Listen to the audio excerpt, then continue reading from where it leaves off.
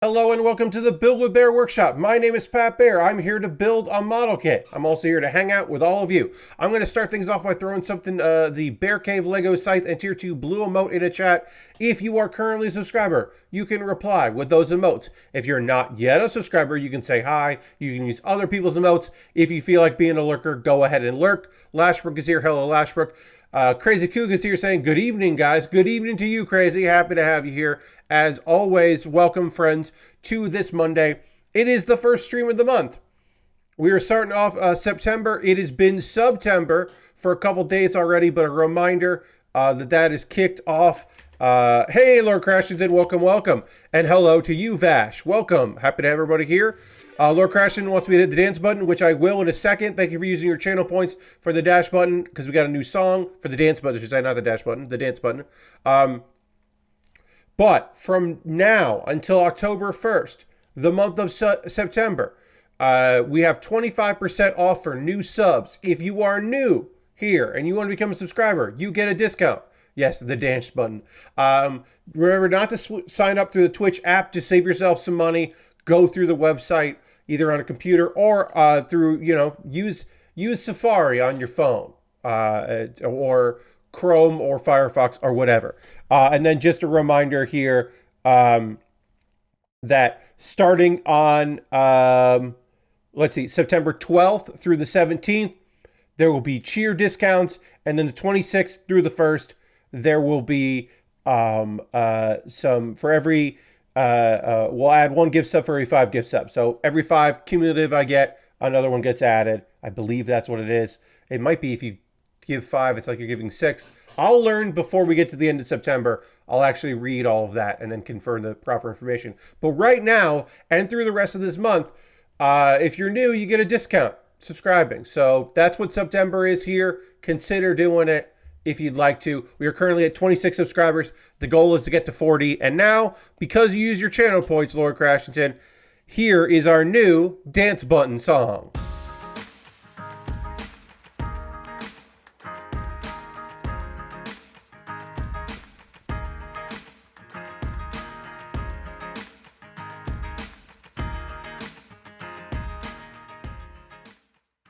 Good vibes.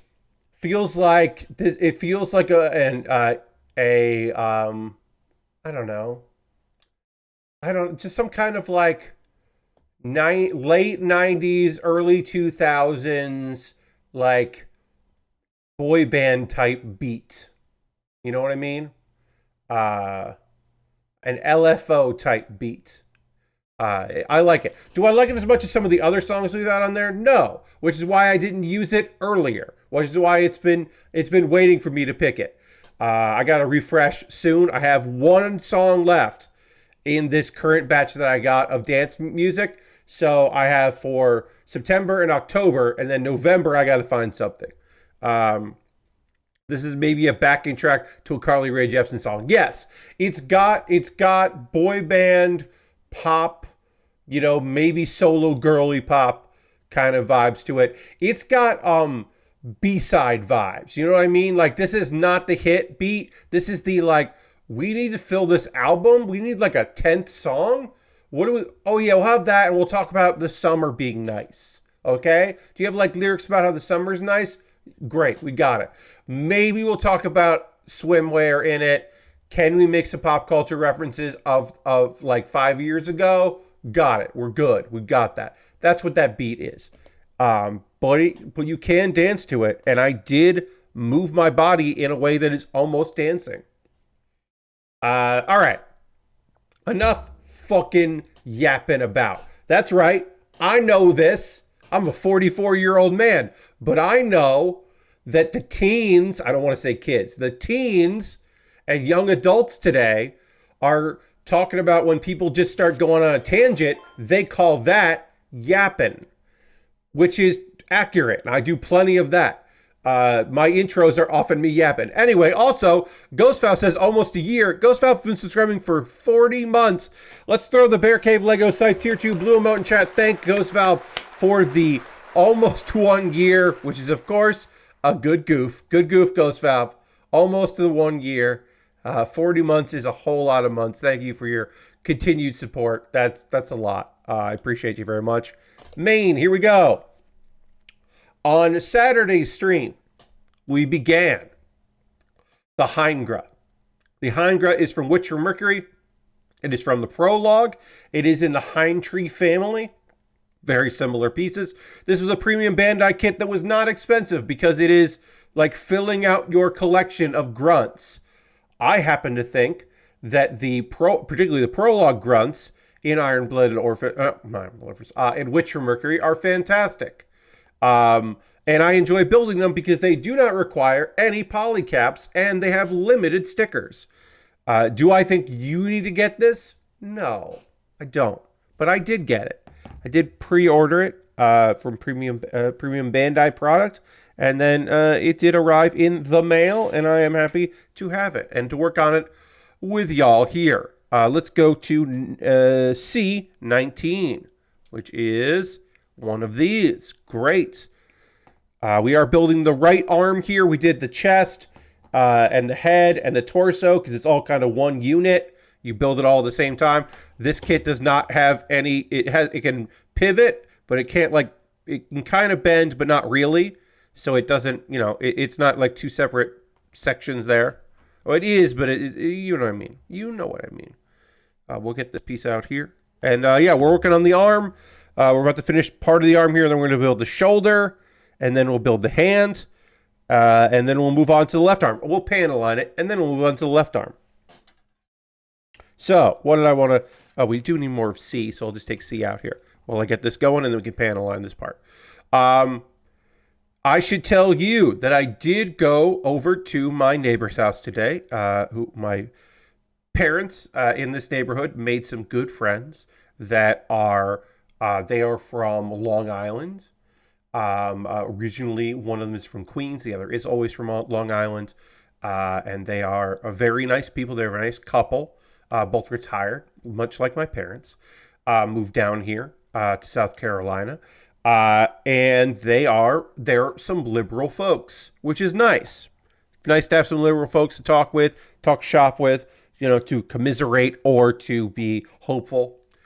So nice conversation, nice food. We'll get into the food in a minute. I wanted to start with a rant, a patented Pat Baer rant, because a thing was said to me, of all the things said to me, that I was not expecting. This man, who is friends with my father, he and my dad go and get breakfast every Sunday. He's lovely. He's nice. It's fun to talk to him. We have good conversations. He started to talk to my mother about AI, artificial intelligence, but of course he's talking about ChatGPT and the like, because he does research online for things using ChatGPT. And he described it as very accurate because it can't lie. Yes, Lord Crashington, if only we were talking about the movie AI. So, we talked about it, and I was like, he brought in an example where he was like, oh, well, this thing is clearly from a reputable source that it got its information from. So I did my best to convey to him that in actuality, AI doesn't understand the question you're asking it. It is just predicting what a good response would be to it. And if there is information out there that is credible, it's going to cite that information that is collected. If it doesn't have a credible answer, it won't say, occasionally will, it won't say, I don't know. It will predictive. And I compared it to, you know how when you use predictive text, when you're sending a text message, based on the words that you've typed and based on what you said before and based on what people have said before, it tries to predict the next thing in your sentence. And sometimes it's way off. And I said, that's the same thing with ChatGPT. I'm trying to also explain to my mom while explaining to him. I said, so if it's a topic like he was talking about, like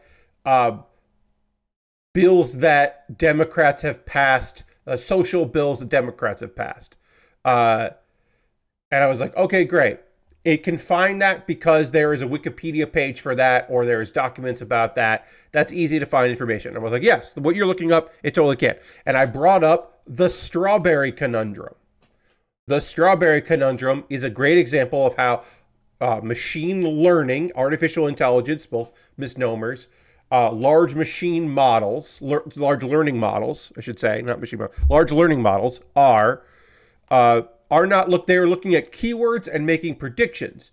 If there was a popular website article about how to spell the word strawberry that ChatGPT had pulled information from, had been fed information about, then it could give you the actual answer. But because it doesn't, it's looking at the word and making a guess because it doesn't have that answer because it can't learn.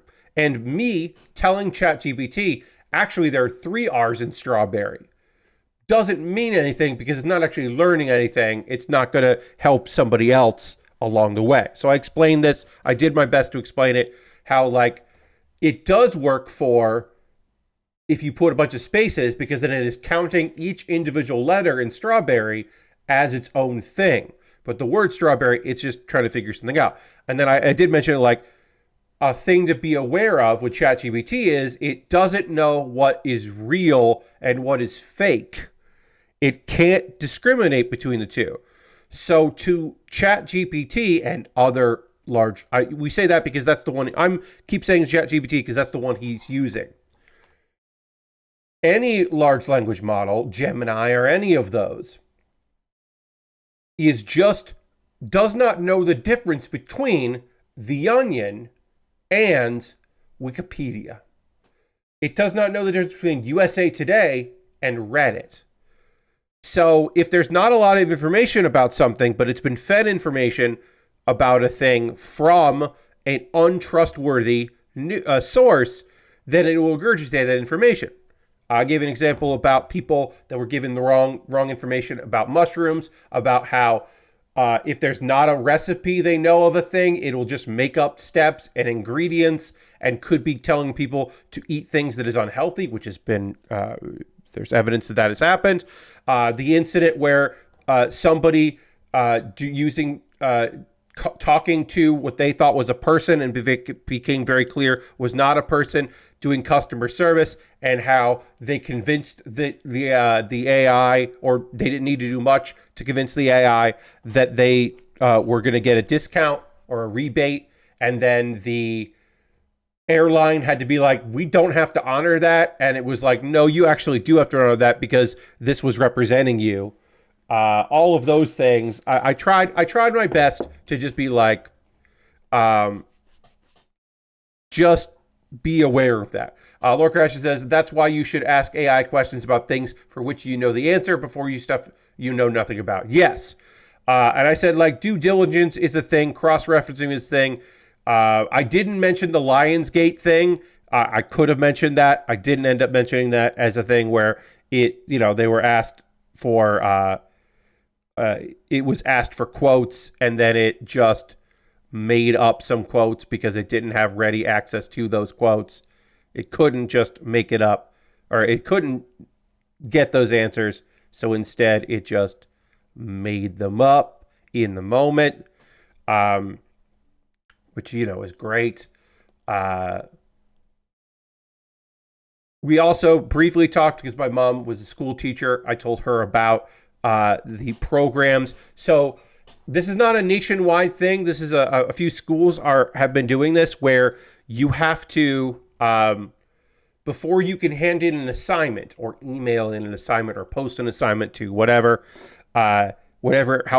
the school does it, there's at least one program now that is a AI identifier.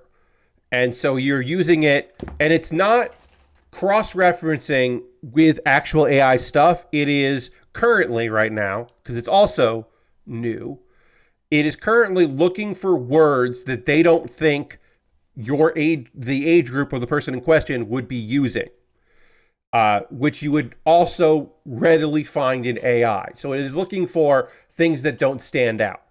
My mom compared it to when she was an English teacher, she knew her students. So by like halfway through the year, she would know when someone was just copying, because by the end of her time as a teacher, there were, the internet was readily available and people were using reference material online, and she could tell, oh yeah, this paragraph is not you. This is a word for word copy. She could tell. Now, before you submit things, there is like a percentage, and then you have to like rewrite things to get to a certain percentage before you can even submit the thing, which is sad. But I will say this: by making you use the software and putting the responsibility on the child or their parent and the child or whatever, it does decrease the amount of stupid busy work that a teacher has to do. So I am in favor of that, because teachers are overwhelmed all the time as it is. So to minimize that, in my opinion, pretty fucking rad. There is a downside to this idea, or in practice, which is, because it is looking for words it does not think that a student would use at that age. And again, I don't know the specifics of it. I can't go in super detail on this. I can only give you the information that was presented to me. But because it's looking at that, if you're a precocious, smart kid, or you're a kid with a good vocabulary, because maybe you loved spelling bees or something, you are disincentivized from using a lot of big words or words that you would normally use, because it thinks that you wouldn't be using them, that you wouldn't be the kind of kid that would, the age for those kinds of terms, which is frustrating, I'm sure, for some kids. But it's still better than teachers having to be like, okay, yeah, no, you can't use ChatGPT for this essay. You've got to write it yourself. There's a difference between research material and asking something to write it for you. So I think that's, honestly, in my opinion, very important for people to learn early on in their school life that, hey, this is not a shortcut.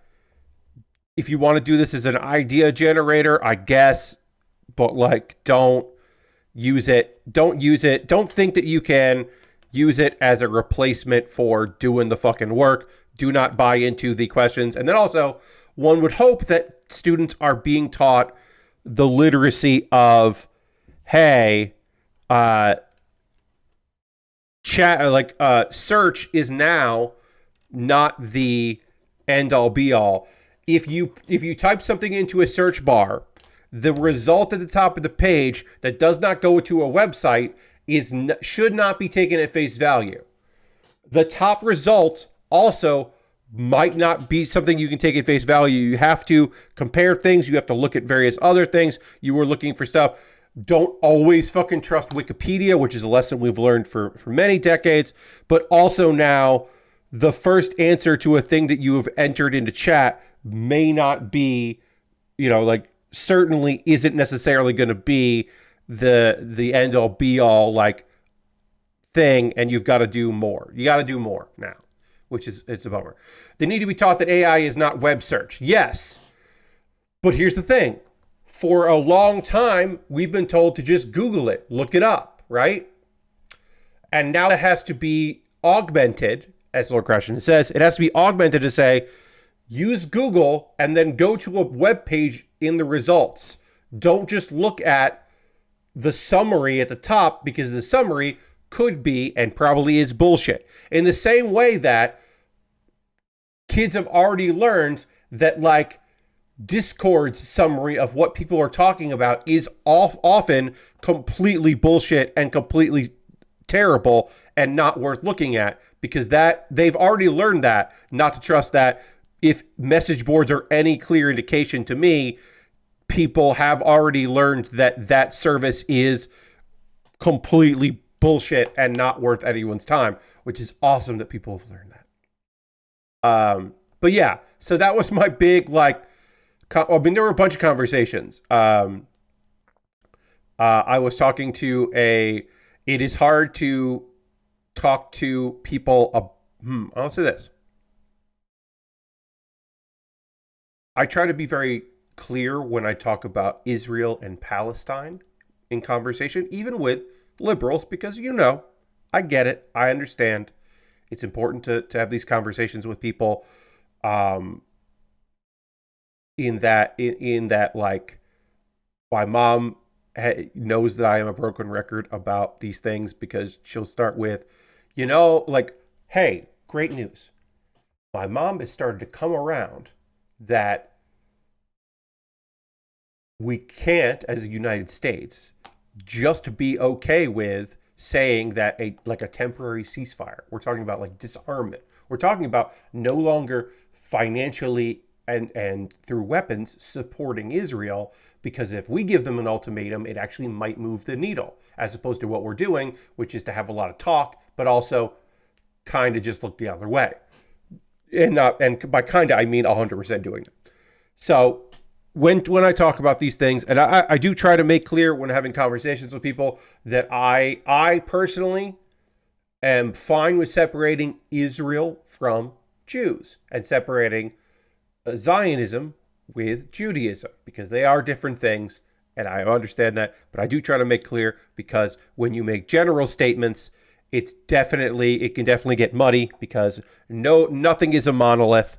There are plenty of people that are opposed to the actions, and of course, criticizing Israel is not criticizing Judaism. It is not anti-Semitic to criticize a government, even if that government represents the Jewish faith to many people. Israel is not the whole of Judaism. It is just a place that exists for a period of time. That also, a version of it existed many years ago. Many years ago. But yeah, had some okay conversations about that.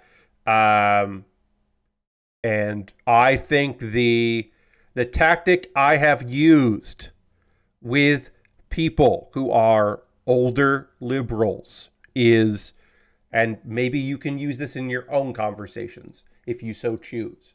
And also, if you don't agree with me about this stuff, I mean, fuck off. but in general, okay. If you are having conversations and you are talking to people who are, because of their own religious beliefs or because of policies they agree with in general of supporting Israel, they were against boycotts in the past, they know more Jewish people than they know Muslim people, and they haven't identified that you don't need to know someone in your life to see them as full people deserving of goodwill and safety and freedom. Because there are people that, until they meet someone, they can't understand it, and that sucks. But I get it. I don't agree with it, but I get it. The thing I put in is the simple fact of, well, we give all this money, all of our tax dollars go to support these people, this government, and the head of that government wants Donald Trump to be president. Taking the tact of, it doesn't, clearly Joe Biden's been over backwards to this guy that doesn't even want, even be president. Now doesn't want Harris to be president.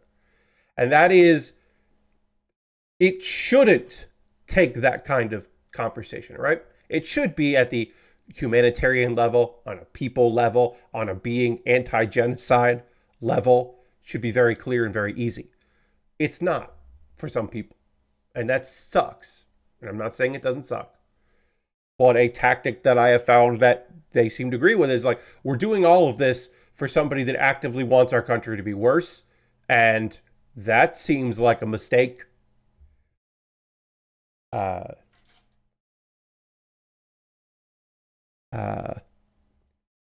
don't know. I don't know if that's effective in conversation, but I am slowly wearing down some people.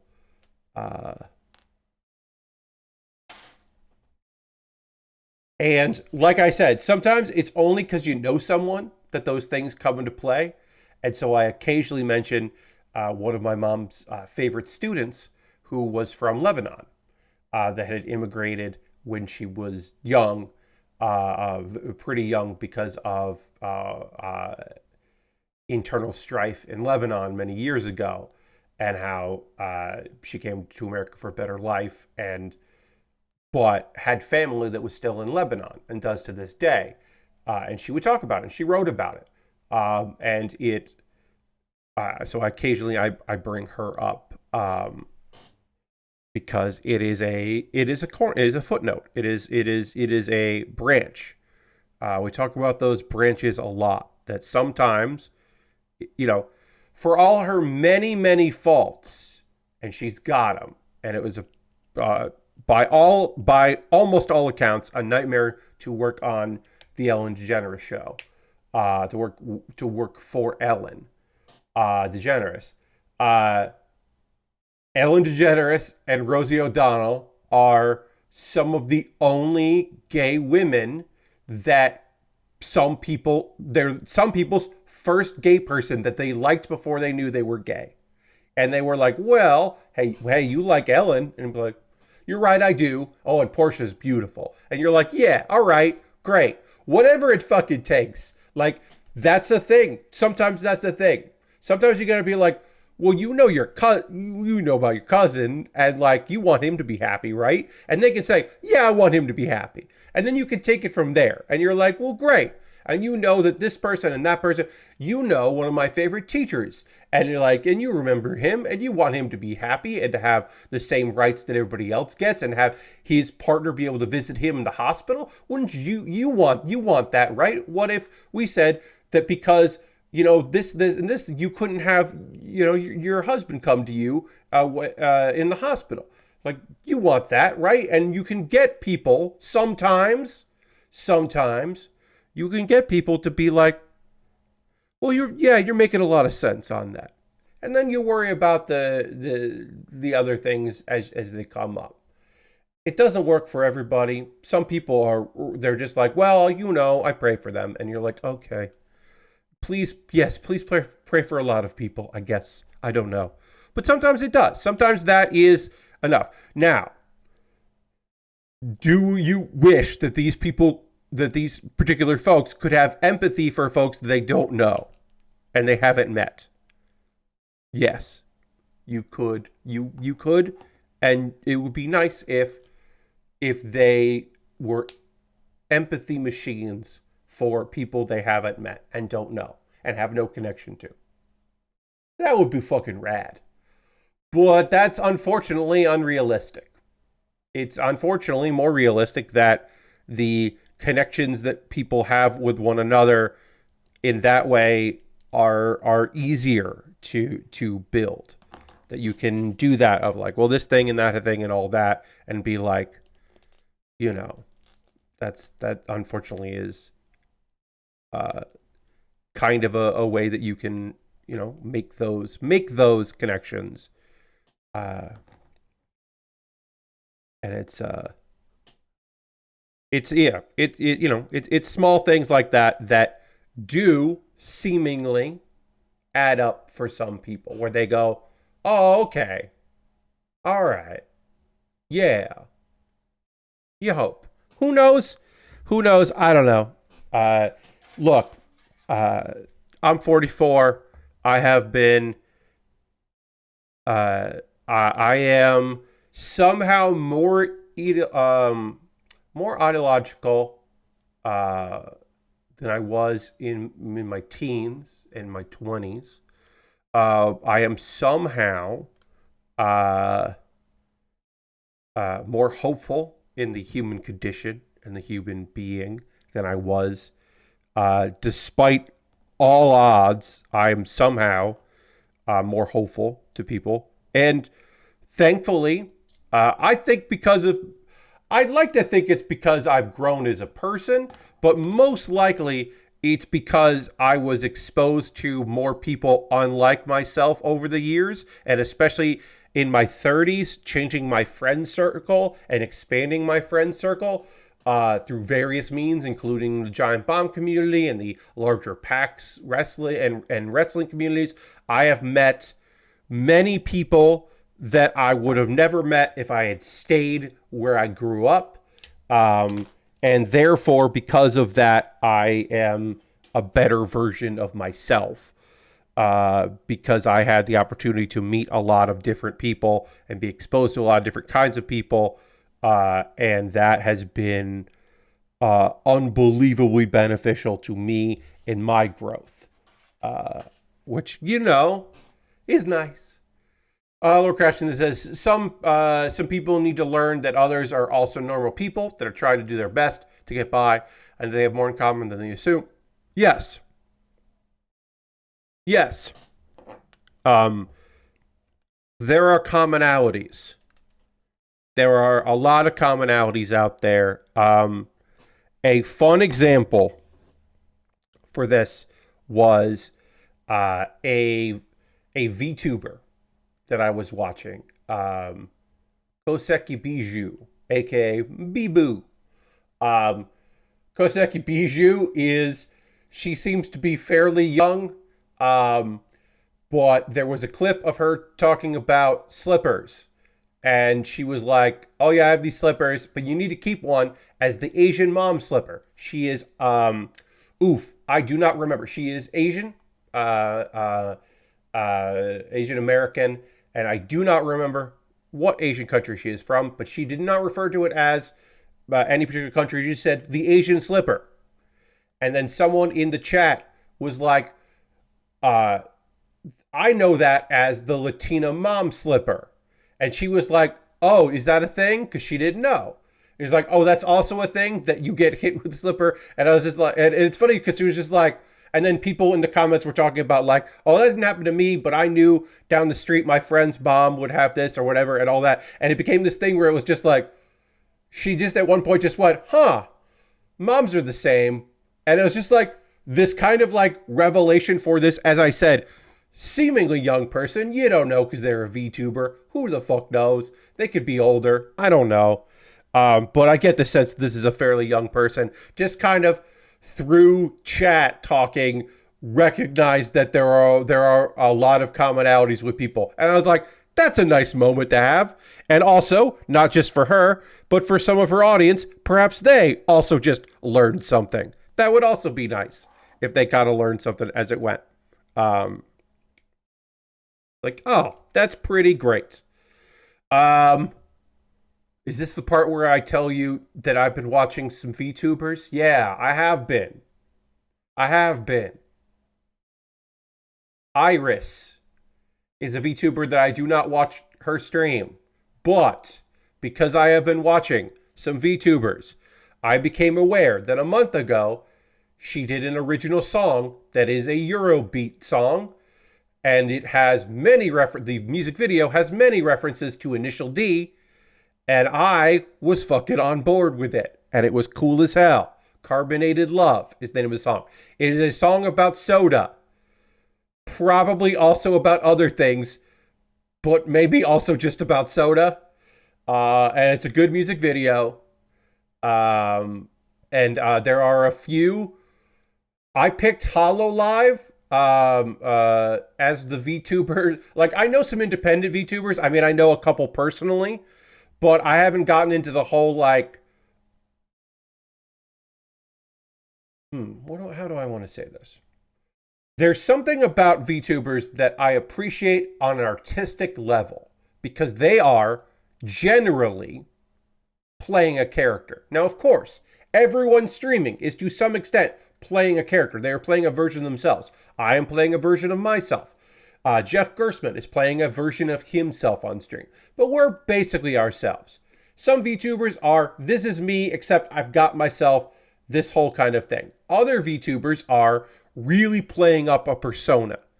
And I don't know if everybody is in on that information, but it seems like the majority of people who are watching, at the very least, have some sort of understanding that the thing I am watching right now is in many ways a performance. And I can appreciate that and understand that. I think that a lot of VTubers are a little more character than I personally am looking for in a streamer. There are some model kit building streamers that are VTubers that I really enjoy, and I like watching model kit building streams, so that's very fun. There's some creative streamers. Um, I am not deep in the world of it. But here's the real thing. Here's the real. While I might not be super into VTubers, I am, and forever will be, into finding out about drama in communities I don't belong to or actively belong to. So VTuber drama is interesting.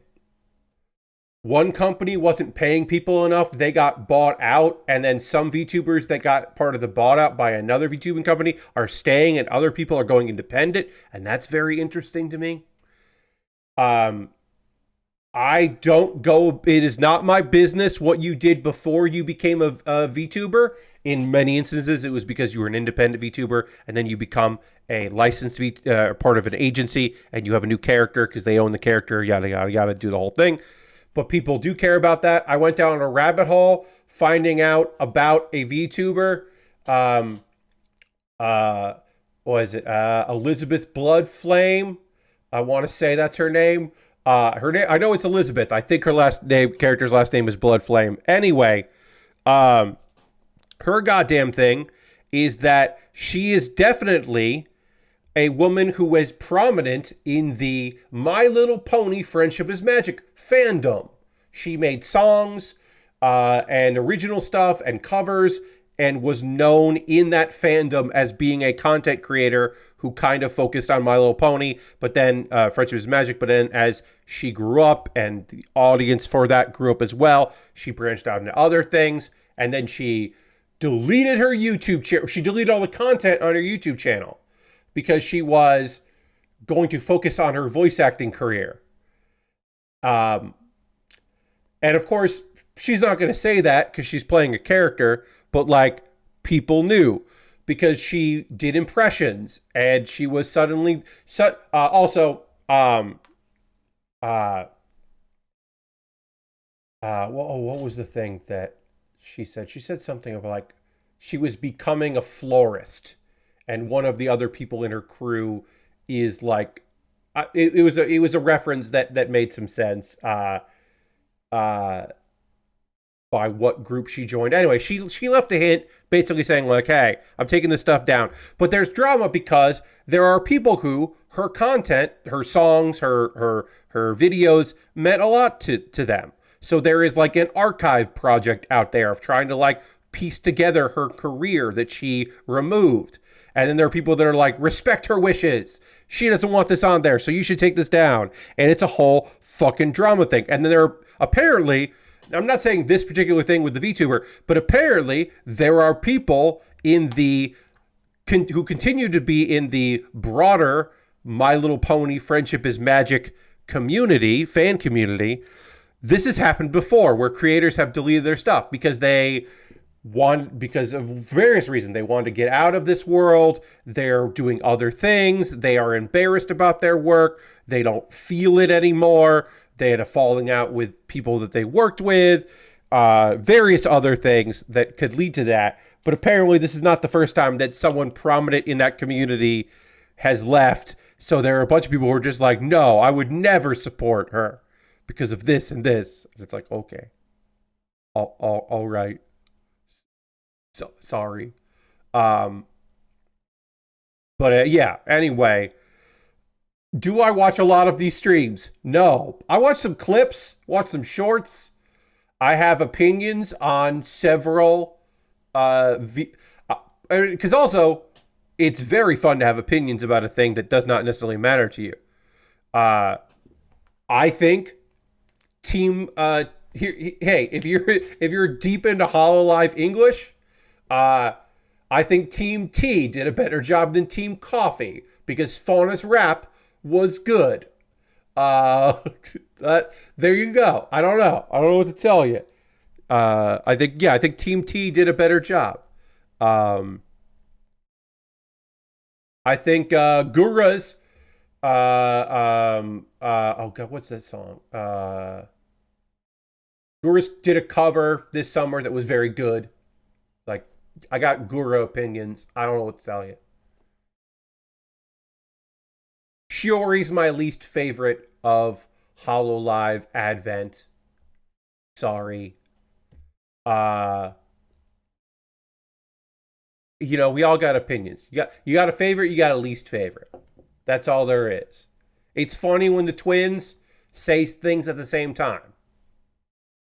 When Fomoko says things at the same time, that's good. I like that. That's fun. Kuromi's English accent. When Kuromi decides she's going to talk English, I think it's a bit.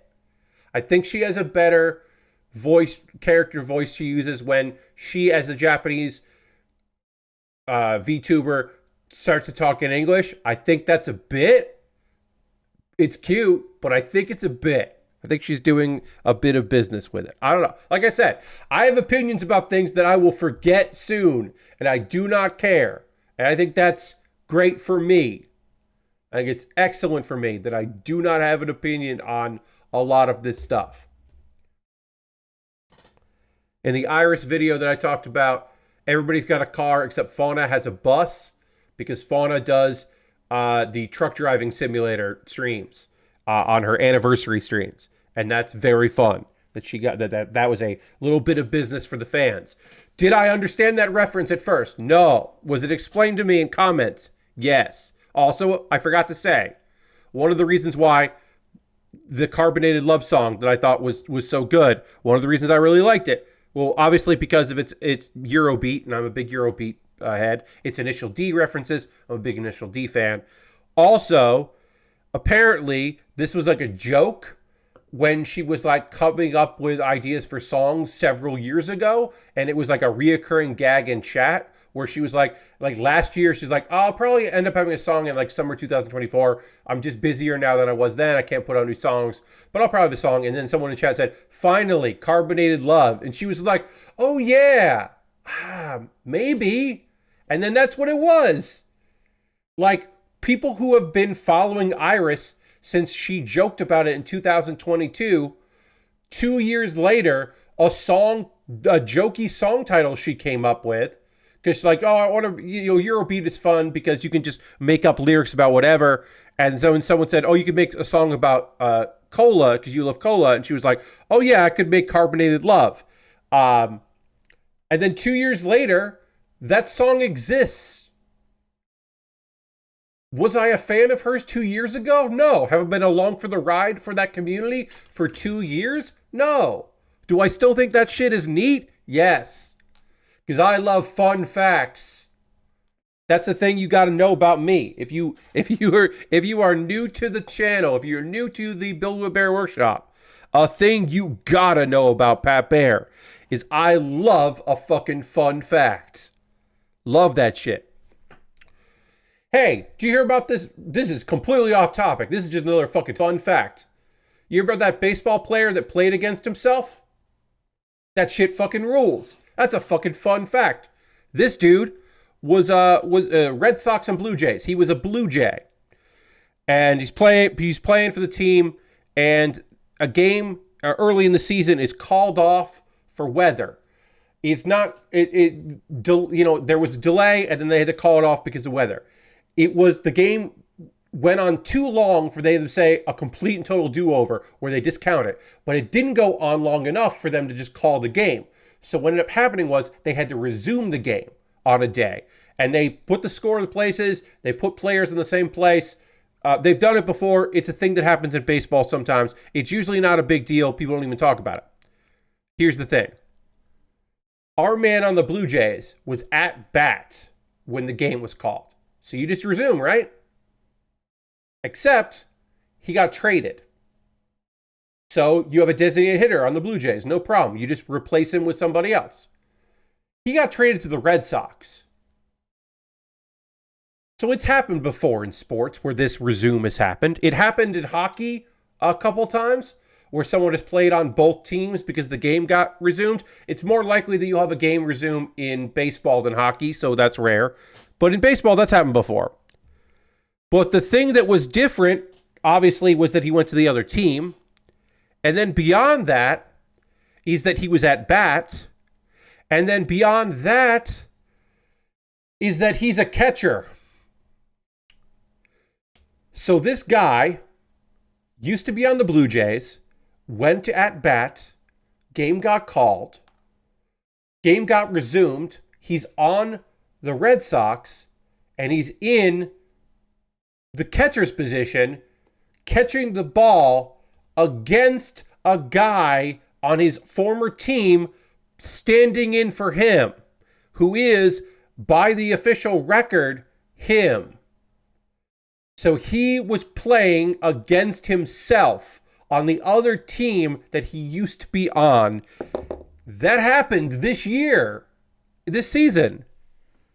I love that shit. I don't care about baseball. I don't know who won. I don't know how he did. You know, I don't know what his official record is. If he struck, did he catch a strike for himself? Did he, someone playing for him, strike out or hit a home run? I don't fucking care. The thing I care about is that's weird and that's a fun fact. And I love fun facts. I love that shit. I love having a weird baseball thing I can talk about when baseball comes up. Because if you ask me anything about baseball, I don't want to talk to you about Hololive night at Dodger Stadium, because I do know that happened. I don't want to talk about that because I don't want to explain to you what VTubing is. That I cannot do that. I do not have that in me to explain what VTubing is, but I will explain to you about the guy that played against himself, because that shit is cool and fun, and that is a fun fact. Lord Crashton says, if you saw the 2002 MLB World Series where a child ball boy got scooped up by a player before he got run over by another player trying to score, that kid grew up and played an MLB game the other day. That's what I'm talking about. Thank you, Lord Crashington. That is a fun fact. I did not see that World Series, but that is very fun. That a ball boy that had a moment in the 2002 World Series, he's now an MLB player. Like, he made it to the major leagues. That's a fun fact. That's what I'm talking about. I like that shit. That's as we say in the business, that's the good stuff. That's what I'm looking for.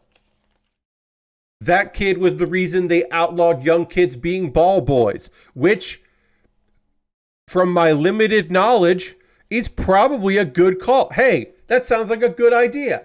Maybe you don't want little kids being ball boys. Maybe that was a weird carryover from previous things that, like, yeah, maybe that was a good call. I don't know. Who knows? I didn't really have anything direct that I wanted to say in hour one. Yeah, let's not put kids in danger. Totally. Let's see. There was, I think we did have layoffs in the gaming industry that I wanted to mention.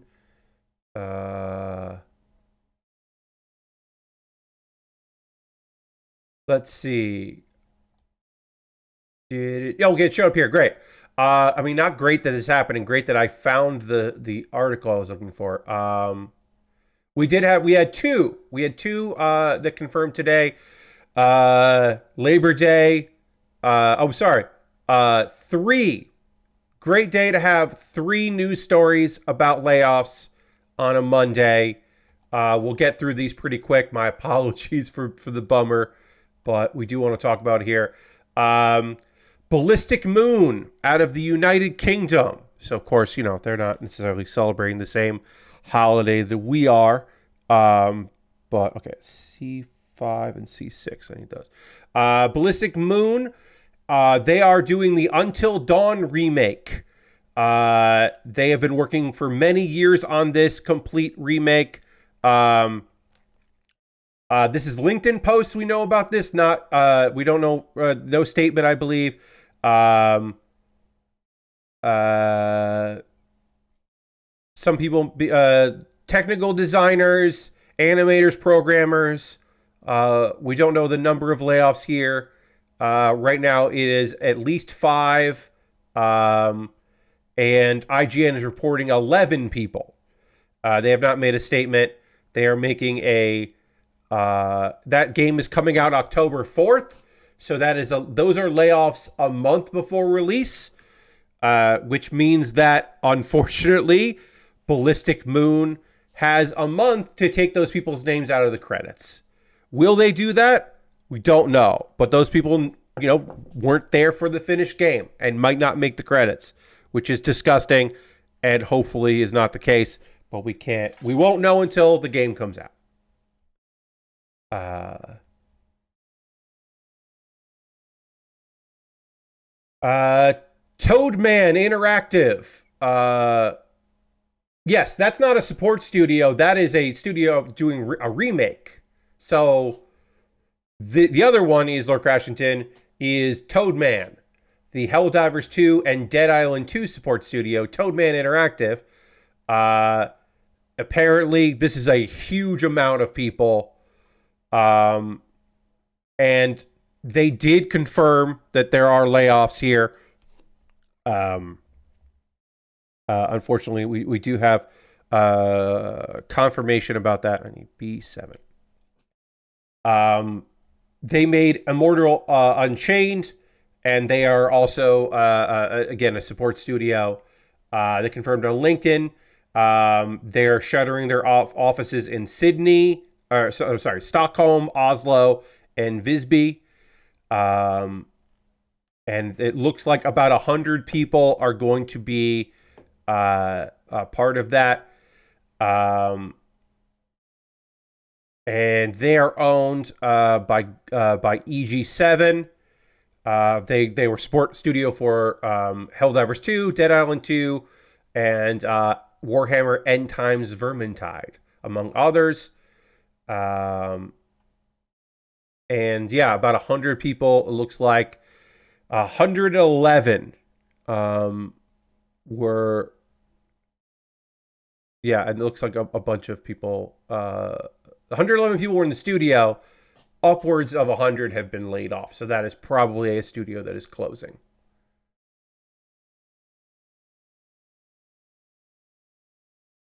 Let's see. And apparently their last video game, Evil Evil, which came out in July, did not do well or make a blip.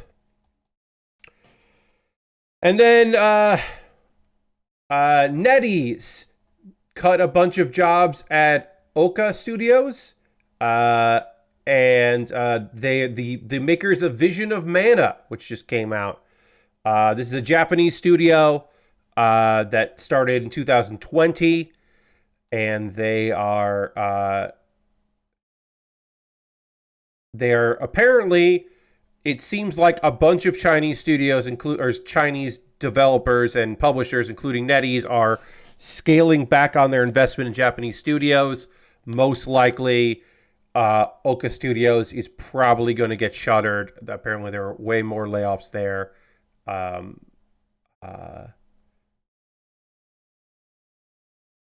this is a game that, this game was published by Square Enix, whose numbers are always, their expectations are always so high. Tencent remains committed to partner studios in Japan, is all they said. And then NetEase said it had nothing to announce, so it didn't make no comments. Yeah, apparently this is, if you were working in a Japanese studio owned by a Chinese publisher, it seems like things are going to be rough in that respect, just kind of unfortunately in general. And that's, I think, all of the layoffs to talk about there. I do not think there are any other layoffs in the gaming industry to report.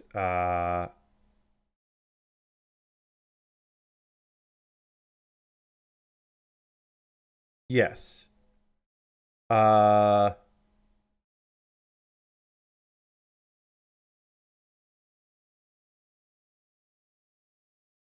and yeah, I think that's it for that. Notes. Yes, I believe that is all of the studios facing layoffs.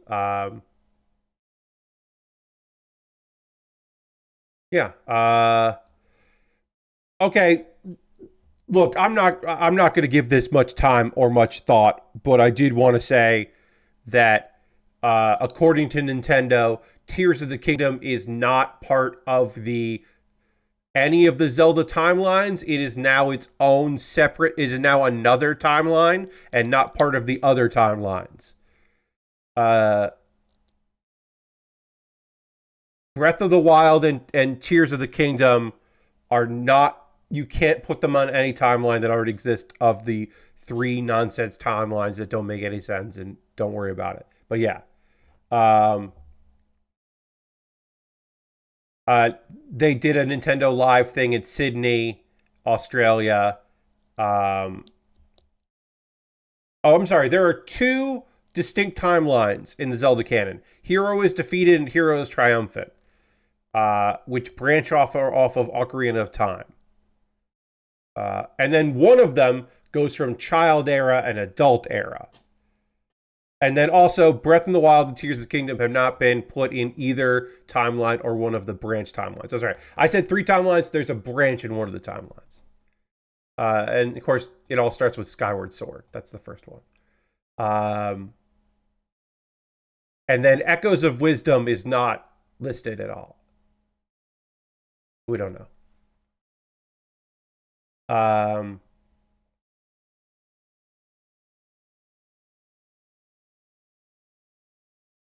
What does this mean for the greater world of Zeldas? Nothing. I just thought it was interesting that they did either they didn't try or they were like, whatever, it's part of something else, don't worry about it.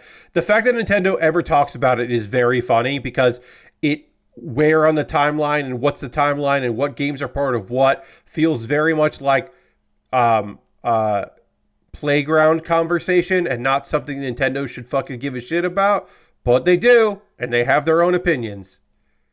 Yes, Nintendo has their own Zelda multiverse. Indeed, they do. The idea that Skyward Sword is the first one is always funny to me. That it's like okay, who cares? But also enjoy. I don't know.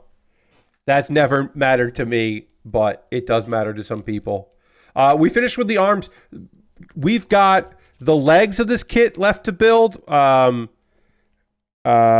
then we've got the backpack and the both the backpack and the butt pack.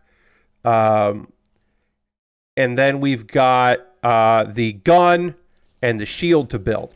I don't think we're going to finish this tonight. I do think we'll finish this on Thursday. There's also the alternative backpack we could build. If we want to build the alternative backpack, we could do that, which we might end up putting that together. Because we got some other weapons here. So we could build the other backpack, which has a gun in there if we wanted to do that. It says assemble to your preference. And my preference is that we'll probably do that. And then George Miller's been open about how he doesn't give a shit about building a timeline for Mad Max. Yes. Well, that's because, like, who cares, right? Who cares? Don't worry about it. The last movie was supposed to be an animated thing. He pitched it as Animatrix, and they were like, no, we don't want to make that. And then Fury Road was a big hit, and they were like, hey, make that other thing into a movie. And he was like, it should have been a companion piece. It's like the Animatrix. And they were like, yeah, but make it a movie. And he's like, fine, I don't care. And then people were like, this doesn't seem to fit it. This doesn't feel like this. It's like, who cares? Like it or don't. I mean, have criticism. I am not saying that people should be without criticism. Obviously. But also, You can also shut the fuck up. I can shut the fuck up sometimes too. I'm worth it. All right. Boom, over here. Let's do it. Now it's a part of the stream where I'm going to talk to you. That's right, you, about ways you can support the channel. Everything I'll mention here is optional. This is just shit you can do if you want to do. You don't have to do any of these things. If you would like to support me financially, you can. Or I'm going to go over ways that you can support me if you're so inclined. First and foremost, if you are currently a subscriber, why not throw the Bear Cave, the Lego, the Scythe, the Tier 2 blue emote in chat? Being a subscriber is the easiest way to support what I do here through Cash Money or your Prime Gaming token. If you have Amazon Prime linked with your Twitch, you get a token. You can use it for somebody. If you want to use it for me, that's rad. It is currently September, and so if you are a new subscriber, it's 25% off. If you already subscribed before, you don't get a discount. But if you're new and you want to subscribe, that would be great. Gifted subs are always appreciated. It's a new month. It's September. If you want to join the gift sub leaderboard, you can gift even just one subscription, and I'll get up there. Number will go up. I want to get to 40. I shut up about how many subscribers I have once we hit 40. I'll still mention the 25% off even if we hit 40. But I won't belabor the point. So if you want to do that, you can do that. Bits and coins always appreciated if you want to become on the top of the cheerleader board. It's a new month, so those reset. If you want to jump in, please jump in. Consider doing that. Other ways to support me. I have a Patreon and did have somebody else cancel the patronage recently, which is a bummer. If you would like to become a patron, there's the $1, $3, $5, and $10 tier. If you're watching this later on Twitch, you can find this in the chat. The link, if you are watching this on YouTube later on the VOD, you can find the link in the show description below. Yeah, I've got my Patreon. If you are in the $5 or $10 tier, yesterday you got a bunch of messages from me. The most I think I've ever set in one day, because my $5 and $10 patrons yesterday got the message everybody got of like, hey, it's a new month. What's up? They got the Build-A-Bear mailbag video that I put out today. They got that yesterday about the Zaku 3, the next thing I'll be building that was bought off my wish list. And they also got, what I'll talk about a little later, the newest episode of Pat Bear's Anime Club, which I put out. So they got 3 messages yesterday, which is, I think, a record for me. If you want to join my Patreon, jump in on the Patreon. Over on YouTube, youtube.com/PatBear is my YouTube channel if you want to join that. Membership there is, of course, free. If you would like to become a subscriber, you could go over there and subscribe for free. If you wanted to jump in there and become a member for just $2 a month, you get my Wednesday videos on Tuesday. So tomorrow, you'll see a video that other people are going to have to wait till Wednesday to see. That's pretty neat. The start of a new month and a new theme for Pat Bear's, for Kuma Baer, your weekly anime recommendation series. Those are monthly ways to support me financially. If you just want to tip so that I can, get a new model kit, you can always tip there to my Ko-Fi or my PayPal. It'd be nice. Of course, these are things you don't have to do. But everything I make through direct donations, through YouTube, which includes AdSense and watching my videos helps me out, through Patreon and through Twitch, all goes into a fund. I buy model kits. I was able to pre-order this kit. So the kit I'm currently working on, the Heingra, I'm able to build because of your generosity. Past you is helping out present me, which is great. I appreciate that very much. The next thing that I'm going to be building is the Zaku 3, which was bought by Chris. Thank you, Chris, if you're out there. Chris bought that off my Amazon wish list, so it's jumping the queue, and it'll be the next thing I build.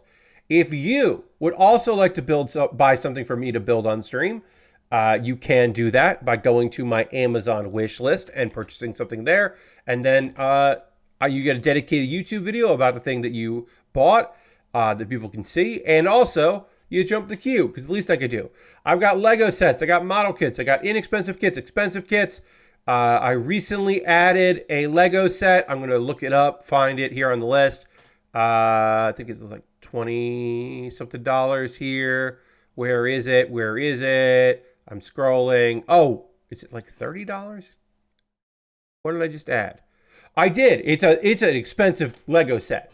I'm going to wait for it to go on sale. You don't have to buy this, but I did want to say that I recently added the bike transforming mech bike racer from Lego Ninjago or Ninjago. I think it's Ninjago. It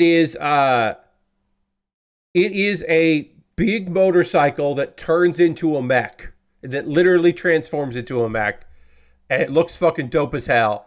And I wish it wasn't right now $39, or I would just buy it. But it's on there, and if you want to see me build that, you could buy that. Obviously, no pressure. I have a throne wish list, which is my alternative to Amazon. If you see something on my throne wish list you'd like to see me build, or you want to buy me a gift card or some gear, check out my throne wish list. And the most convoluted way to support me is to go to USA Gundam Store, buy a gift card there, send me or you get an email with the gift card code, then send me a whisper here on Twitch, or a DM on Twitter, or a Blue Sky message, like a chat message on Blue Sky, or a private mention on Mastodon. I'm trying to use the right words. Yeah, you can send that to me on Mastodon. Various ways to support your boy. That's the most convoluted way to support me, as mentioned. If you want to support me and not spend any money, head over onto the Discord. The Discord would love to have you there. I post build photos. People post stuff they're working on. The Discord is nice. A couple video links for you to check out. Please watch the latest episode of Pat Baer's Anime Club. This episode went live today, and it is me talking about the worst anime filler. I talk about one episode filler. I talk about filler arcs. I'm negative. I talk about 5 examples from 4 different shows. That's right. One show has 2 bad filler that I talk about. An arc, a mini arc, and that. I don't want to go too deep into it, but I talk about shows that I like and their bad filler. I could do another. I'll tell you this. I didn't mention Bleach or One Piece in this video. So, I've got more shit to talk about. But I talk about, one of my favorite shows in the last 10 years and how it has filler that is, some filler that is bad. And I talk about one case of filler that I am actively still furious about.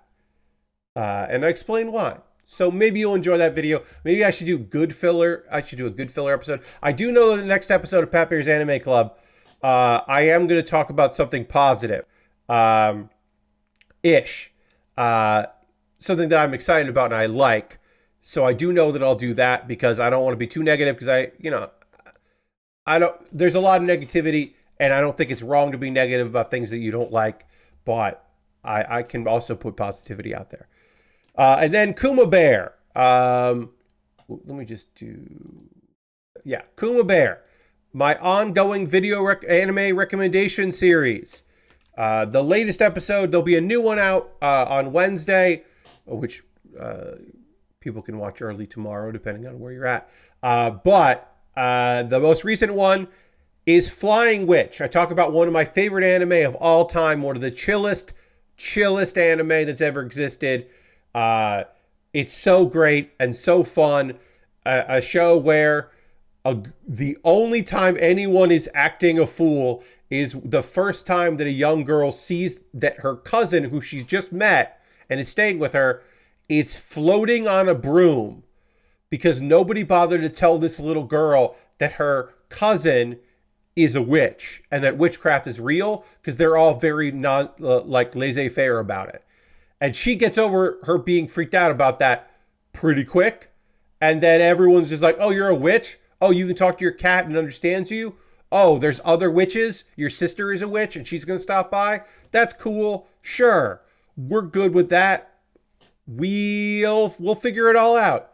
We're going to go visit a whale that people used to live on that flies in the sky? Sure. Everyone's pretty chill about Flying Witch. I should also say that that Kuma Baer is my most popular Kuma Baer, the most views I've had for any of them, which is awesome because the one last week had the least views that any of them have ever had. So to balance that out makes me happy. What have I learned from this? Nothing. I just keep doing it, and then maybe it'll be good. But the one that didn't do well this week did very well on Instagram. I don't know. All right, that's me talking too much about that stuff. I am going to talk about 2 anime I'm watching. One is a deep dive review. The other is kind of an overview because I've been doing that this season and I've been enjoying that. Keep fitting videos in the content algorithm. I mean, Lord Crash said that, honestly, that is the only thing I learned, which is if I want to keep making videos, I should keep making videos. And I think that's like about all I can do. But yeah, I've been doing this thing lately this season where I give you a kind of a deep explanation of an episode, and then I give a kind of brief overview of like 2 episodes of another series. And I've been kind of bouncing back and forth between that, and I like that method, and I think I'm going to keep doing that in the future because some shows don't need a deep explanation because it's just like, I don't know, it's mostly vibes. But a show like My Dear Friend Nokotan is so goddamn weird that maybe I need to talk about it in detail. Anyway, before I do that, I need to drink some water. We need to go to the overhead camera. We need to start working on some legs, and I need to drink some water. And we're going to do all of that dramatically right now.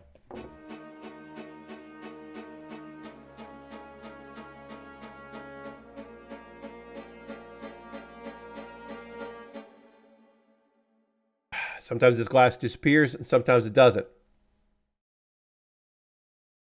I like that. I don't know why. I like it.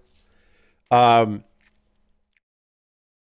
right. So let's work on some legs while I talk to you about My Dear Friend Nokotan and Dahlia in Bloom. 2 shows I really like. One of which, again, I'll do a deep dive on episode 9 of My Dear Friend Nokotan, and then I'll just give a recap-ish of episodes 8 and 9 of Dahlia and Bloom.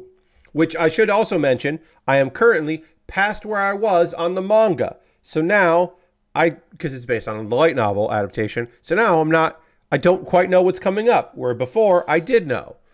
And I was like, cool. I can't wait to meet this character that I know. And now, we've hit the point where I'm like, oh, I actually have no idea where it goes from here. I'm invested and excited for that. Anyway, hey, it's time to get ready for the sports festival in My Dear Friend Nokotan. Koshi, Bashime, Nokotan, and Anko, the Deer Club, are hanging out in the Deer Club. And Anko is just like, hey, the sports festival is coming up. And then Koshi's like, don't worry about it. I prepared this time. And then Neko comes in and is just like, basically like, it's the like 1-2 gag of, don't worry, I'm prepared. Hey, some of the relay batons broke. Like immediately, like, you are not prepared for that. But Koshi has brought extras, so she's good. And then a bunch of people just come in and are like, hey, actually, this is broken too. Well, I have that. This is also, this is wrong. This didn't happen the way it's supposed to. And then Koshi just like, it seemed like she had a handle on it, but she is very overwhelmed by what's going on, which is understandable. But like, yeah, things are not immediately not going great.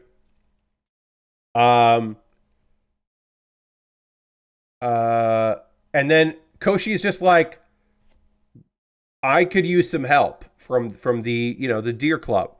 And no one will help her except for Anko. And Anko's just like, well, you're going to owe me something. Koshi manages to get everything together and the 100-meter dash starts. And Nokotan is in it as part of the Deer team. And then you get to see more deer, and it is again fucking weird because so much of this goddamn show is weird as hell. Let's see, 28 and 33. 28 is here, 33 is there. Put 28 on this side, 33 on the other. Okay. People take a bunch of photos of Nokotan. Then there's a bread eating race that is starting soon. And apparently they ran out of bread for it. So Koshi panics. And then Nokotan is, of course, helpful by saying, what about using deer crackers? Some minor characters want to win the race. And then Tsubamea just realizes that all of the food items in this relay race are deer related. Inukai wins the race, and the guy that was trying to make someone like see him and notice him was not paying attention to the race at all, so it didn't even matter. Oh, what a bummer for our dude. Let's see. Koshi is in the next competition, and she has a bomb that is antlers on it. And Nokotan apparently was the one that requested that happen. This was Nokotan's idea. And of course that is a weird nightmare. The bombs go off, but everyone's fine apparently. There's a cheerleading event, and so we get to see some unlikely characters in that. That's a good bit of business. Oops, I'm putting this on wrong. I'm going to fix that. There we go. Working on one of our legs here. So let's get that together. Clip that part there. Great. I'll panel line this once I get all of the leg together. Oh, actually, I'm supposed to be building these legs at the same time. So I'm going to stop here and I'm going to go back in. Apparently, I can build the entire leg all at once, including the feet. I can build all of this at the same time. So I'm going to go back and do the part I haven't done yet for the other leg. I didn't notice that. I'm glad I noticed it now. Because these are symmetrical. And I probably remember that for the last time I did one of these kits, but I did completely forget that. So my apologies. All right. Anko announces the Deer Club is going to be performing for the event, which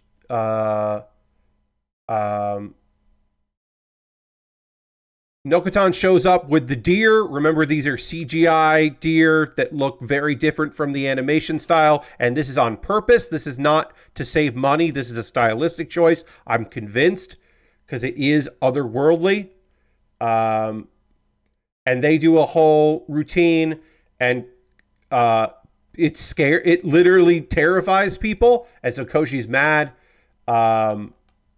And also, this was apparently not scheduled, and so they are probably going to go over time. There's a tug of antlers. There's a ball toss.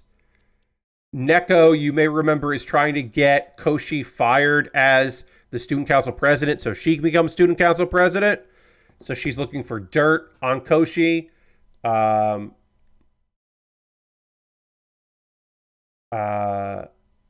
The the ball toss gets delayed because of worry about one of the people involved in it. Then there is Anko has been doing all the announcements, as I think I said that. So we got the relay race coming up. Sorry. Figure this out here. Is this the right piece?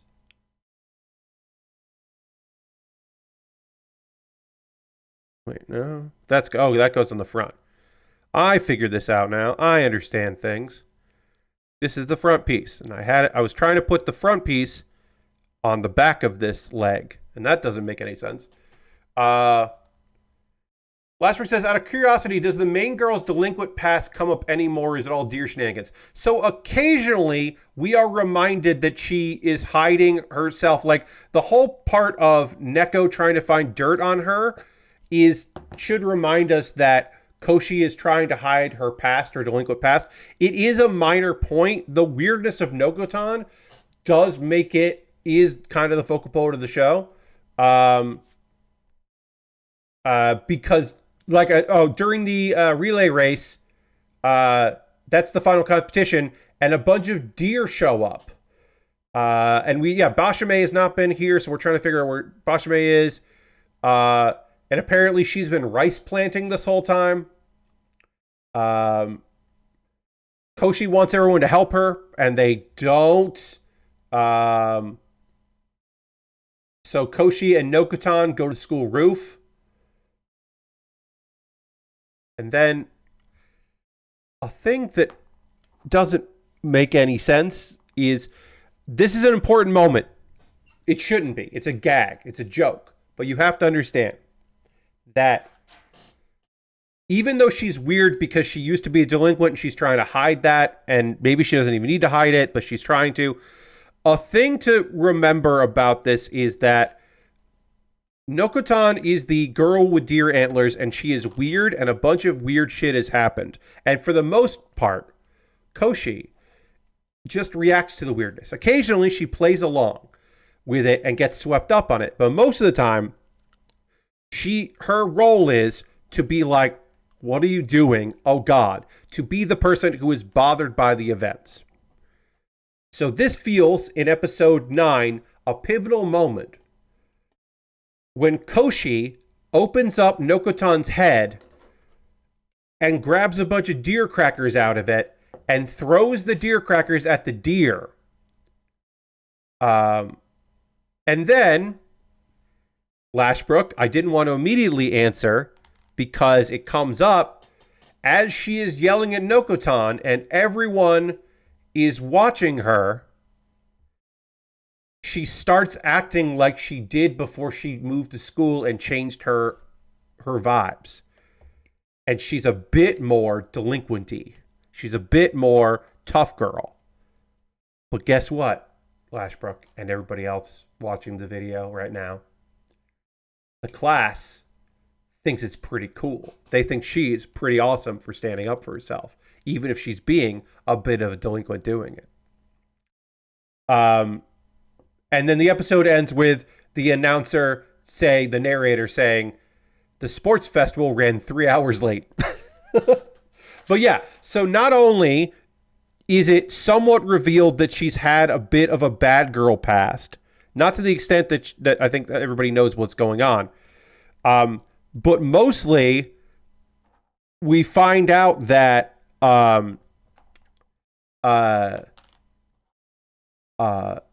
that she uses Nokotan's weird abilities to her benefit. And I find that fascinating. I think I'm supposed to be much more interested in the idea that, like, oh, now people know her secret. It's no longer a secret. People are now aware that she has this past, or at least they at least alluded to the past. They know that she's not the perfect girl, that she can get mad and be kind of an angry person. That's interesting, probably from a plot perspective. But for me, it's way more interesting that Koshi is acknowledging that Nokotan is weird and taking advantage of Nokotan's weirdness. And the minor characters got a little bit of shenanigans, which was fun. It was a very weird episode.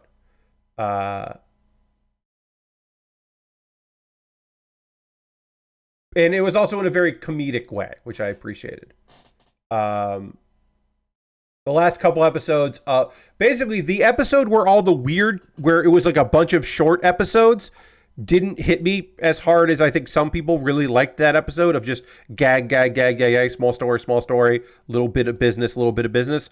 That didn't hit me as well as the current, the last 2 episodes, which really got me going because I think they were really, really fun. So I'm glad that the last 2 episodes have been so good. And that was episode 9 of My Dear Friend Nokotan. And of course, deer is spelled D-E-E-R. The last 2 episodes, latest 2 episodes of Dahlia and Bloom, episodes 8 and 9. This is, if you're unfamiliar with the series, is brief overview. Our girl Dahlia died and was reincarnated in a fantasy world. This is a kind of a slow build romance series that happens to be an isekai. The isekai nature of it is just so our character has some special abilities and knowledge of Japan and that kind of a thing. She was engaged to be married in a loveless marriage that fell apart. Her father passed away, and now she has met a guy. They are not currently dating, but they are spending a lot of time together, and it is slowly being revealed through his work, because he is a minor noble with the knights. Her unique ability to craft things is starting to become well known. She made socks that prevent athlete's foot because they were in a swamp region, and so the Monster Suppression Squad found out about these socks and want to order from her. So Dahlia is overwhelmed because she's a small business owner. She gets help from the guild, from the cool old lady, Gabriella, who I love. She's one of my favorite minor characters in the show because she's a no-nonsense older lady that just whips ass. She's just a cool lady. She gets some help from the clothing guild, and Wilfred is like, I can help. Look, because this large order came in, I can be a guarantor and help you, with funding for this. But because he's a noble, he has to get permission from his father. The deal gets kind of complicated. It's tough. She's a small business person. The trade guild gets involved. And the adventure guild they need more slimes because slime is a material for it, the green slime. So the adventure guild gets involved. And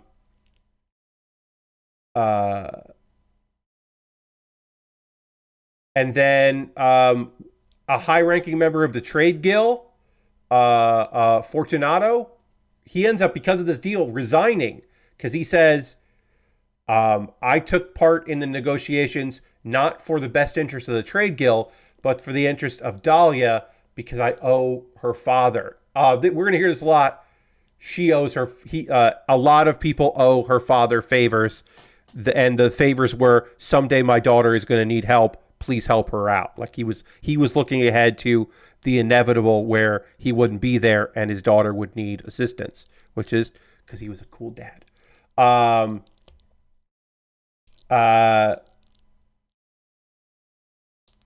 And he was one of the guarantors. And Gabrielle is like, I will accept that because you're right, but you should I insist that you ask Dahlia to hire you, and you should just go to work for her, which is going to be great for everybody. Let's see. You may remember that the whole part of... Okay, that's that. And this is... Right? Okay. I think I... Oh, okay. Oh, it goes like this. Sorry. You may remember that Tobias was the guy that she was supposed to be married to. Their engagement got broken off. She ended all business partnership with her and his family's firm. Tobias's brother... request named Irino request to Dahlia, like, hey, outside of him, what if you and my company makes a new business partnership? And then also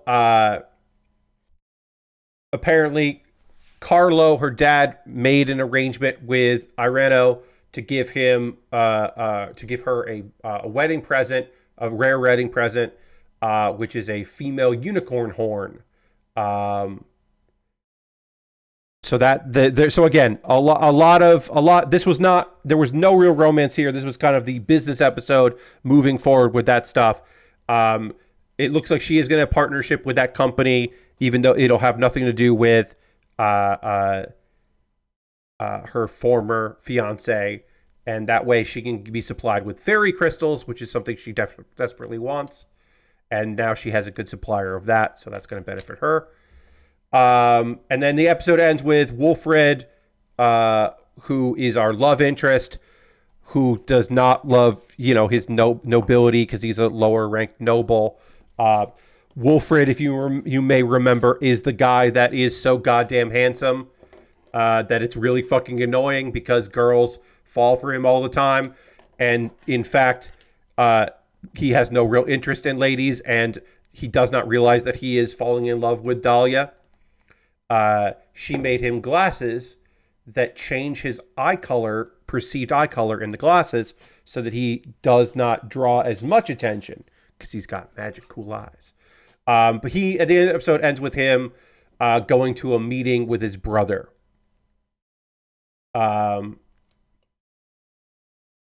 Because Gudo is worried that Wilfred is, because Wilfred has never really cared about money, and suddenly he's lining up money and financing a business, and he's like, I don't get what's going on here. Are you trying to cut ties with the family?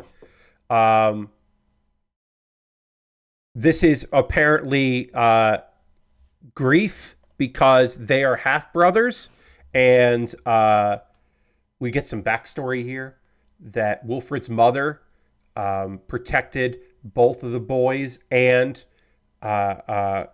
Guido's mother from when they were being attacked by bandits, and she died defending them. So he is apparently he holds a lot of guilt about that. And so he tries to apologize, but Wilfred is just like, I do not want your apology. That lessens my mom's sacrifice. And the half brothers have like a real moment of being like, they both admit that they still have nightmares about that time because they were very young when it happened, and they have a bit of a catharsis.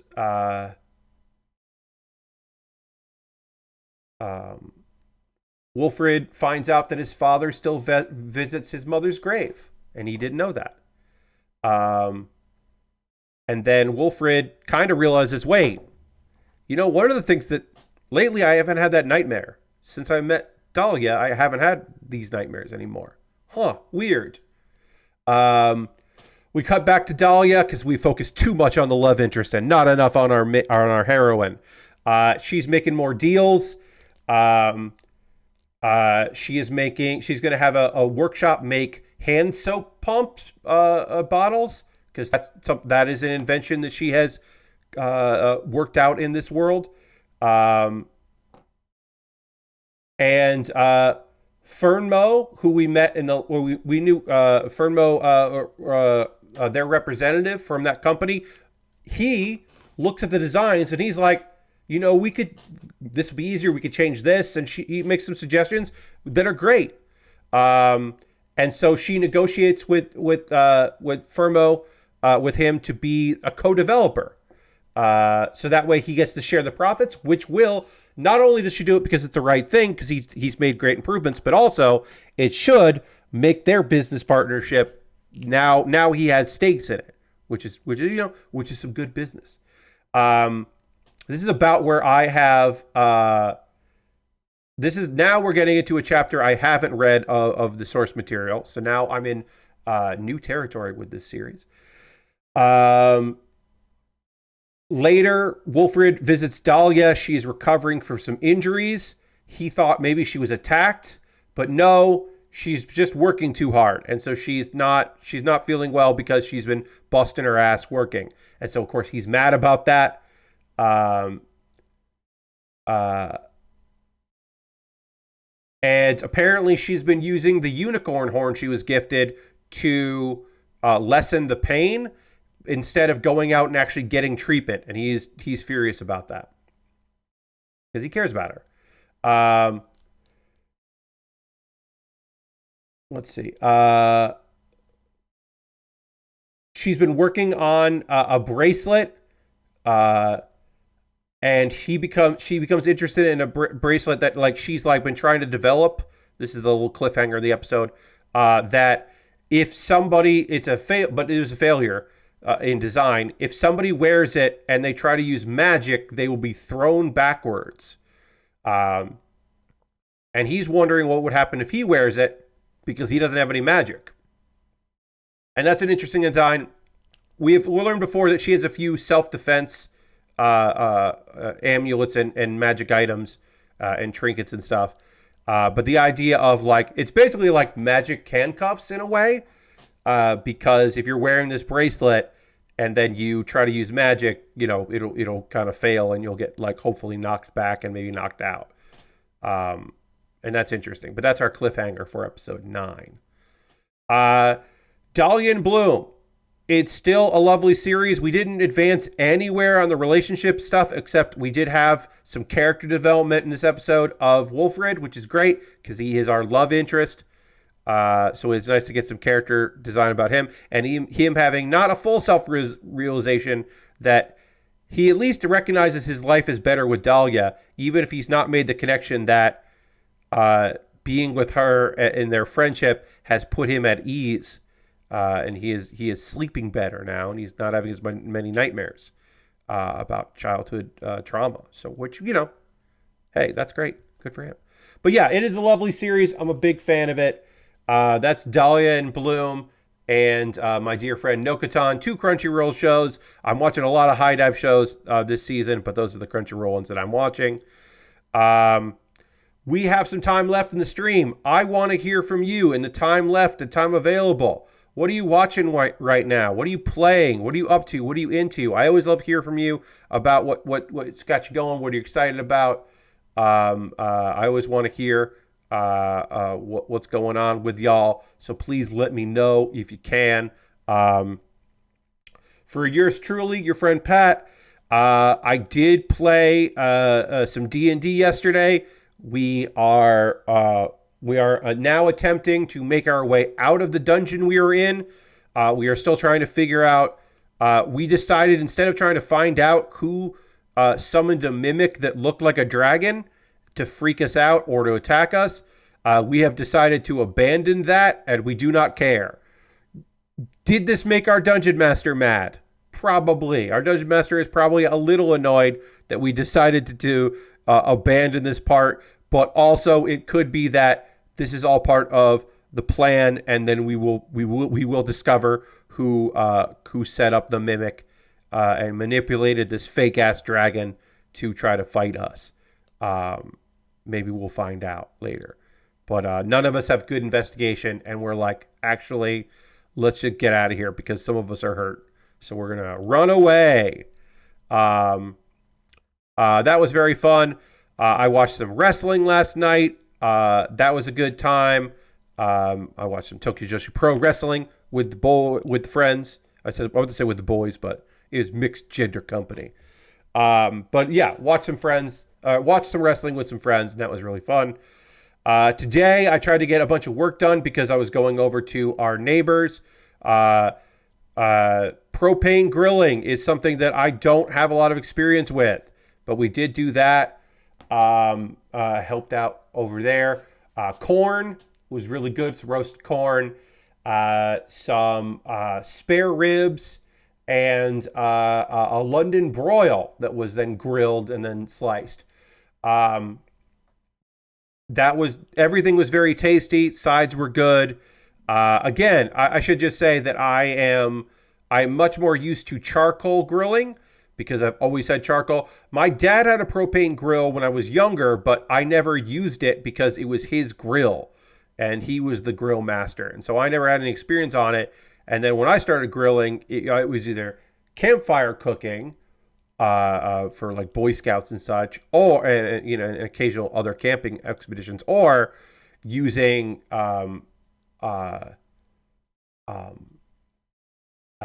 charcoal grills. So I have be it hibachi or like larger grills like that. So I have next to no experience with propane. I gotta tell you, pretty fucking convenient. The idea that you can have burners like at different temperatures and have like one burner off, one burner at medium, one burner at high, or like medium high, and then have stages is so helpful. Instead of being like, well, I dumped all my charcoal and now I can push it all to one side a little bit and have an area with no charcoal or just a couple. Like it allows for so much more control that I was pleasantly surprised that I enjoyed my time today with that. Food was good too, so that's always appreciated. That's always enjoyable when the food is good. But yeah, and then there was a cake that didn't turn out great. whatever. I didn't make the cake, so I don't have to worry about that. But yeah, it didn't hit as hard as I would have liked it to. But it was still fun. Still a good time, good company. I'm full of meats, as I expected I would be, and now I am. I'm gonna have a little bit extra dessert. I'm gonna put some ice cream on top of the cake because I think that'll make it better. I think this chest piece popped out, so before I put the legs on, I am going to try to get this reset. This is wobbling in a way it shouldn't. Yeah, okay. So I think if I take the back piece off, I can put this back in and then put the back chest piece back on. And that'll be good. So I'm going to do that before I body complete this kit. Yeah, because this came out and it got real wobbly. And I was like, I don't want to try to put the legs on until I get that back in place. So now I will fix it. Now I'm going to see what y'all have been writing. Ghost Valve says, trying to get back into Final Fantasy 14. Still doing Deep Rock as a squad game for a bit. Otherwise, a chill weekend. Hell yeah. Glad to hear it. Well, I hope you do get back into Final Fantasy 14. I hope that goes incredibly well for you and have a good old goddamn time with it. And yeah, love to have a squad game. Looking for a squad game. Marvel Rivals is probably be it. Marvel Rivals is probably going to be that squad game. Lord Crashton says, I've been playing more Vampire Survivors on PS5 and enjoying unlocking some of its 221 trophies. Lord Crashington, that's a lot of goddamn trophies. Good luck to you. Enjoy your Vampire Survivors. I hope you have a lot of fun with that. Lastbrook says, watched the movie Black Hat last night. Thought it was all right, but kind of fell apart in the end for me. Getting pretty far into Circle of the Moon and doing the fool thing of thinking I should buy the carts for the next 2 GBA games, even though I have that advanced collection and could just emulate them. I get it. I understand. Sometimes you want the physical thing.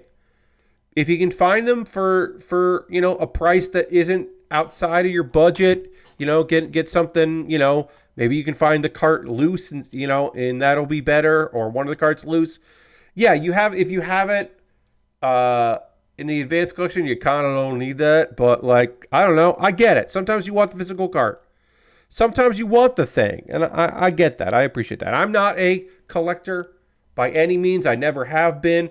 I was always a trade back kind of person, or sell on eBay or whatever. I've never been a keep a physical if I wanted it. I don't worry about that shit. But I understand it. I get it. I get the reasoning for it, even if I don't. It's not my thing. We are body complete on the Heingra. The Heingra is now body complete here and done. We are ready to work on the backpack and it's just called the backpack, but I call it the backpack and the butt pack. You can see it right there. That's the backpack. There's the butt pack. We can get worked on that. And then eventually the alternate version of that. And then we have the gun, and we do have the final sticker.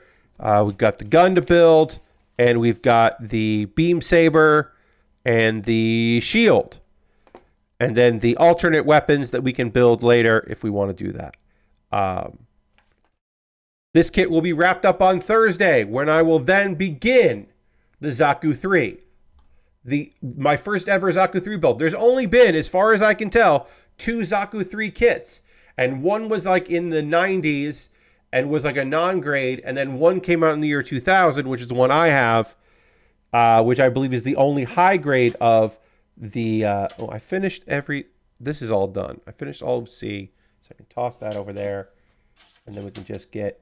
I need D for the backpack. Mostly our newer parts. So yeah, what was I saying? I was saying something. Yeah, I've never built a Zaku 3. I've certainly built a Zaku, several Zakus, and I've built a ton of Zaku 2s. I've built so many goddamn variants of the Zaku 2. But this will, in fact, be my first Zaku 3. And I guess my only, because I probably won't ever find that non-grade. I mean, maybe I will, but I doubt I will. One cool thing about this kit is because it has some new parts and some old parts, a rarity here is generally like a beam saber edition here. So this is the D11 piece, is that one, and the other beam saber is on E2, and it's rare to have an identical piece be on two different sprues like that. But that's because this is a variation, a variant, I should say. So that's why you're going to get that. But it's weird to me. Lasper says, oh, I'm definitely not springing for the box stuff for GBA. For me, that thing is I have DS games and would really like to have a save game I can keep. I hear you. I understand. I get it. You want to have the save. Yeah, I get that. I understand. All right, so these go in like this. This is where the beam sabers live, or the beam saber hilts, and then they will pop out, and then I'll pop in the beam here, which is right like that. But we won't do that yet. Maybe we'll do that for posing later. But right now we can just do that, and that is the top of our backpack here. So we can pop that on there. That lives like that. And then we can assemble the butt pack. Let's assemble the butt pack in our remaining time tonight. Tomorrow's stream is a Pokemon stream. I will be honest with you, friends. I do not remember where I left off in Pokemon Black Randomizer. I do not have any memory of where I am in the game. But when I boot it up, it should give me some kind of memory of where it is. And if I absolutely need to do this, what I can do is I can go back and I can watch the last stream, because I have the VOD of it. I can go back and watch the last time I played the game and go towards the end of it and see where I am and where I'm going. That's what I really need to figure out. I'm like, what direction am I going in? Because, you know, they can be very linear. I just don't remember. And then also, I don't think I need to grind. I think we're at a good level. But if I do need to do any grinding, I will do that tomorrow. Because basically what I'll do is, this is E23 or 28. I don't need E28. I need E20 and E17. Okay. And then E18, which I already got out. Great. But what I can do is, I'm guessing you are probably fighting or catching Pokemon. Thanks, Lord Crashington. Yes, but I don't know if I just beat a gym or if I'm on my way to a gym, or if I beat a gym, where I'm supposed to go after that and what clues were given. So I will find that out. I'll watch the video. I'll figure that out. And then, of course, I will, get caught up on that. And then if I need to do any grinding, I can while I will multitask, and I will do some grinding while, grinding of levels, I should say, while helping out Mod for the Jeff Gerstmann show, Jeff's podcast. I will do that, of course. I did not watch Jeff's stream on Sunday night because I was finishing up watching some wrestling, and he was streaming the beta for Black Ops 6, because I personally do not particularly care about Call of Duty in any incarnation. Not a Call of Duty person. I don't particularly care, so I did not go watch that stream. I hope he had a good time. I know he'll eventually play it on stream, with full release, and I'll have opinions then. But yeah, I hope he had fun, but I'm not focused on that. All right. But bonus streams are fun, and I hope you had a good time doing it. I hope the people that were watching had fun too. We are body complete. We have done so much there. All the expensive skins for the last game are gone now. Yes, Lord Crashington. The skins that came out towards the very end of the last game are not a part of this game, because it's a different game. And there are new skins to buy. And I don't know why people are shocked by that, but apparently some people are. That skins didn't carry over. I don't know why they would. Mary Kish is taking the night off, so she's hanging out with family today. Laura Crashin, I appreciate that. I would have noticed that when I went to go set up, but I do appreciate the heads up because we are going to go on a raid. That is how we end every stream around here. We're going to go find someone doing cool shit and go give them some love and hang out with them as we have run out of the stream time. So I don't know who we're going to go raid because normally we raid Mary Kish because it's Merry Monday, but we will find someone else doing a cool Monday stream that we're going to go hang out with. On Saturday, we caught the tail end of Sebmal's stream, which was fun. I hope Sebmal takes a nice long break. Let's see. I don't know how much longer he's going to go. Oh, I think he's wrapping up. All right, yeah, all right. We were going to go raid a friend of mine, but I think he's wrapping up, so we won't go raid him. We're going to go raid Arthur Geese. He's playing Gears 5. So feel free to come along on this raid as Arthur plays some Gears. He's been playing through the Gears games. We're on Gears 5, the Gears game I know the least about. So feel free to come along on this raid, hang out with Arthur and company, other people watching. Thank you all so much for being here. Hope you come along on the raid. Hope you come back tomorrow, 9 p.m. Eastern. Pokemon Black Randomizer. It's not a Nuzlocke. It'll be a good time. Our team is fun, and we'll have fun beating up stuff and playing through the game that I don't remember as well as some other Pokemon games, it turns out. Thanks so much for watching. Hope you have a great rest of your night. I'll see you in the next one. Goodbye, everybody. Goodbye, goodbye, goodbye, goodbye, goodbye, goodbye, goodbye.